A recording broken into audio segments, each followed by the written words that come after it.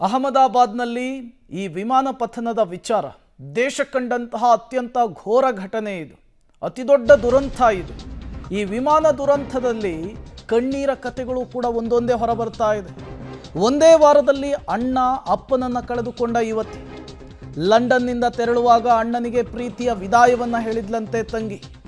Video ನೋಡಿ ಕಣ್ಣೀರು ಹಾಕಿದ ಸಹೋದರಿ. ಅಪ್ಪನ ಅಂತ್ಯಕ್ರಿಯೆಗೆ ಅಹಮದಾಬಾದಿಗೆ ಅಣ್ಣ ಲಾರೆನ್ಸ್ ಬಂದಿರ್ತಾನೆ.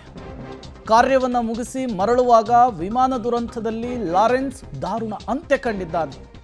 ಲಂಡನ್ನಿಂದ ತೆರಳುವ ಮುನ್ನ ಅಣ್ಣನಿಗೆ ಸಹೋದರಿ ವಿದಾಯ ಹೇಳಿದ್ಲು. ಈಗ ಅಣ್ಣ ಇಲ್ಲ ಅನ್ನುವಂತಹ ನೋವು ಕೊರಗು ಜೀವನದುದ್ದಕ್ಕೂ ಕೂಡ ಆಕೆಯನ್ನು ಕಾಡಲಿಕ್ಕಿದೆ. ಒಂದೇ ವಾರದಲ್ಲಿ ಅಣ್ಣ ಅಪ್ಪನನ್ನು ಕಳೆದುಕೊಂಡಿದ್ದಾಳೆ ಸಹೋದರಿ. ಇಬ್ಬರ ಸಾವು ನನ್ನ ಜೀವನದಲ್ಲಾದಂತಹ ಅತಿದೊಡ್ಡ ಆಘಾತ ಅಂಥೇಳಿ, ಬರಸಿಡಿಲು ಬಡಿದಂತಾಗಿದೆ ಅಂಥೇಳಿ ತನ್ನ ನೋವನ್ನು ಹಂಚಿಕೊಂಡಿದ್ದಾಳೆ.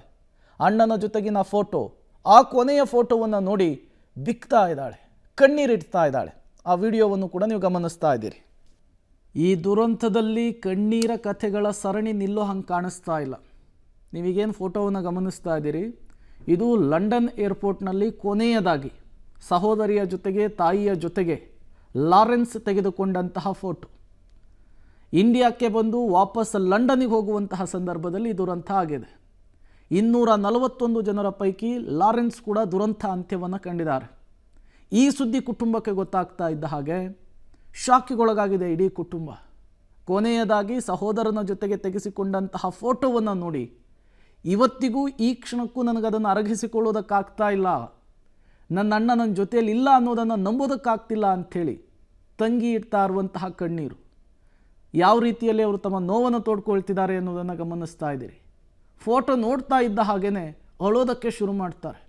ಕೊನೆಯದಾಗಿ ಅಂದರೆ ಲಂಡನ್ನಿಂದ ಇಂಡಿಯಾಕ್ಕೆ ಬರುವಂತಹ ಸಂದರ್ಭದಲ್ಲಿ ಕೊನೆಯದಾಗಿ ತೆಗೆಸಿಕೊಂಡಂತಹ ಫೋಟೋ ಇದು.